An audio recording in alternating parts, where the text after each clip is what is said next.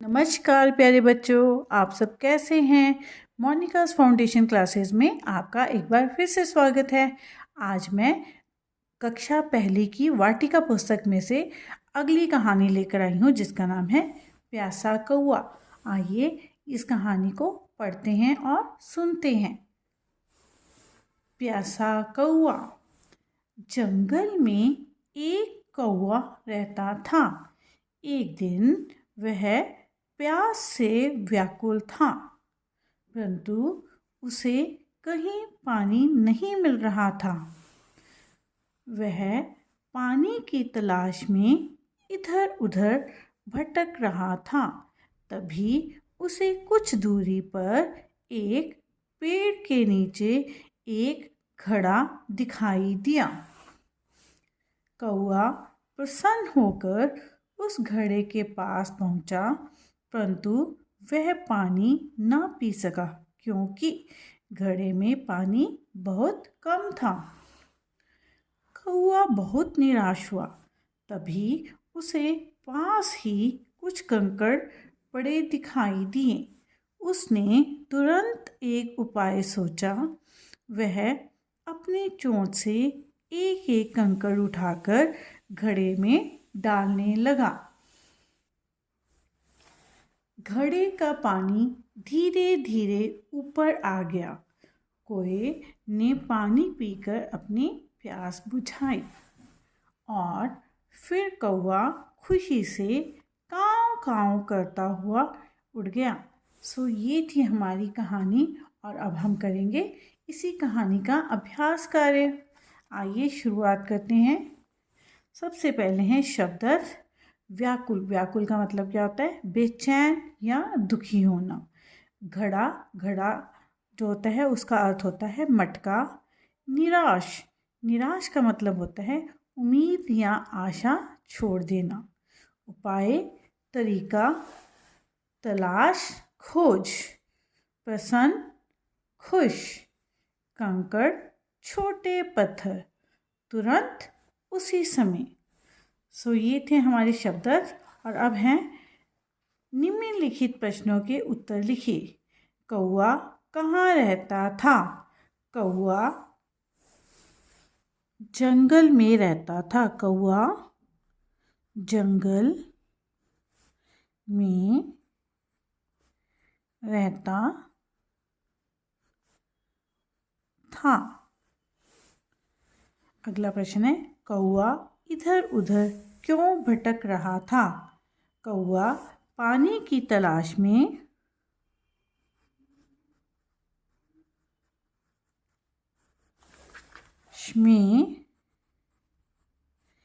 इधर उधर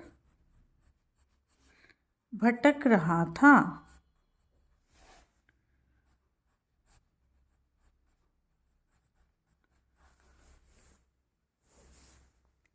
पेड़ के नीचे क्या रखा था? पेड़ के नीचे एक घड़ा रखा था। एक घड़ा रखा था। पूर्ण विराम। कोए ने क्या उपाय सोचा? कोए ने क्या उपाय सोचा? कोए ने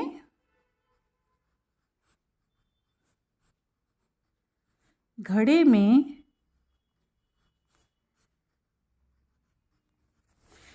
कंकड़ डालने के बारे में सोचा। कंकड़ डालने के बारे में सोचा।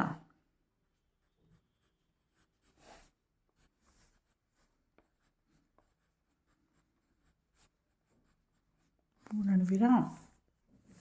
नेक्स्ट प्रश्न है कोए ने पानी पीकर क्या किया? कौआ पानी पीकर खुशी से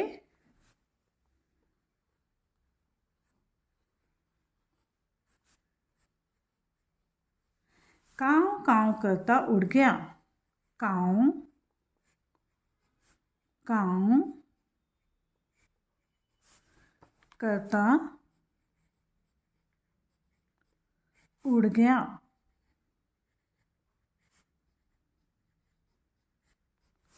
सो ये थे हमारे प्रश्न उत्तर।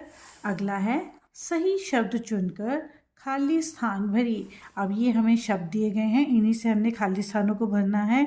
घड़े, प्यास, जंगल, पेड़ और पानी। डैश में एक कौवा रहता था। कहाँ रहता था?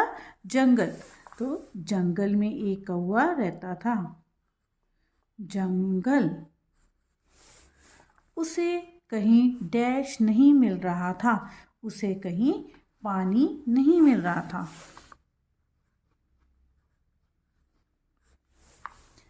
कौवा प्रसन्न होकर उस डैश के नीचे पहुंचा। कहाँ पहुंचा? कौवा प्रसन्न होकर उस पेड़ के नीचे पहुंचा।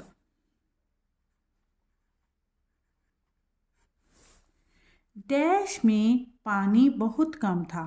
किसमें पानी बहुत कम था? घड़े में। घड़े में पानी बहुत कम था। कौवे ने पानी पीकर अपनी डैश बुझाई। कौवे ने पानी पीकर अपनी प्यास बुझाई। आदा प यकोआस प्यास। सो ये थे हमारे खाली स्थान। अब है हमारा वाक्य बनाइए। पहला वाक्य बना हुआ है, जंगल नदी घने जंगल से गुजरती है। अगला है देखभाल। हमें पौधों की देखभाल करनी चाहिए। हमें पौधों की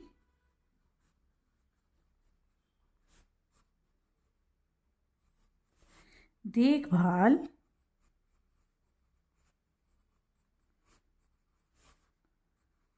करनी चाहिए। इस तरह से छोटे छोटे वाक्य हैं जो कि बच्चों आप खुद भी बनाने की कोशिश कर सकते हैं। अगला है प्यास।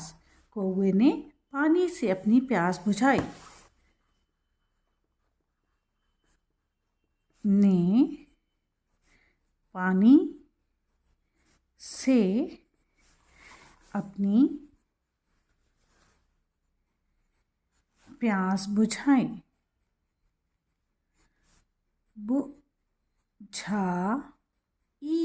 बुझाई। अगला है निराश। हमें निराश नहीं होना चाहिए। हमें निराश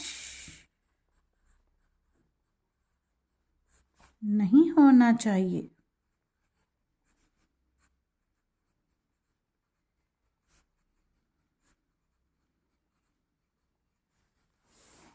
अगला है उपाय।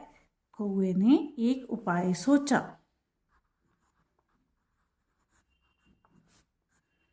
ने एक उपाय सोचा।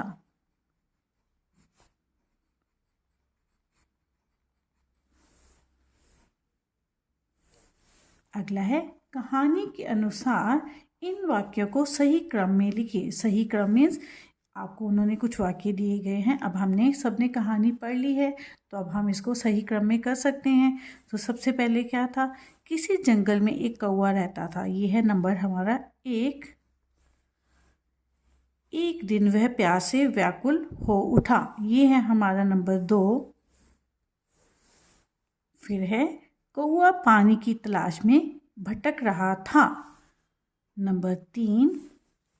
अब नंबर 4 है उसे कुछ दूरी पर एक पेड़ के नीचे एक घड़ा दिखाई दिया। नंबर 4 उसने कंकड़ उठाकर घड़े में डाले। नंबर 5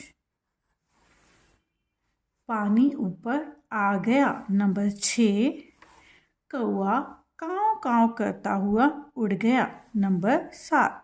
सो ये था हमारा सही क्रम में लिखना इस कहानी के वाक्यों को। तो ये थी हमारी प्यासा कौवा की पुस्तक अभ्यास। मैं उम्मीद करती हूँ कि आपको ये कहानी पसंद आई होगी।